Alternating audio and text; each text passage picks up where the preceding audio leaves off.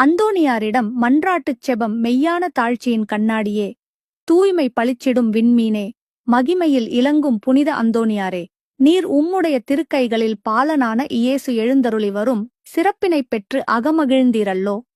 அதுபோல வல்லமையுள்ள உம்முடைய ஆதரவில் என்னையும் வைத்துக் காப்பாற்ற உம்மை மன்றாடுகிறேன். ஆண்டவரிடமிருந்து பெற்றுக்கொண்ட வரங்களில் புதுமை செய்யும் வரமே உம்மிடத்தில் முக்கியமாய் ஒளிர்கிறதல்லோ. நீர் என் பேரில் இறங்கி எனக்குத் தேவையான இந்த காரியத்தில் எனக்கு உதவி செய்ய வாரும். ஒழுங்கற்ற ஆசை பற்றுதலையெல்லாம் என் இதயத்தினின்று நீக்கி அதைத் தூய்மைப்படுத்தியருளும்.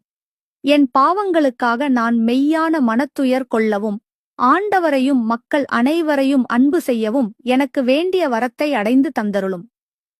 இவ்விதமாக நான் இம்மையில் ஆண்டவருக்கு உண்மையாய் பணிபுரிந்து மறுமையில் உம்மோடு அவரை என்றென்றும் கண்டு போற்றிப் புகழ்ந்து வாழ்த்துவேனாக.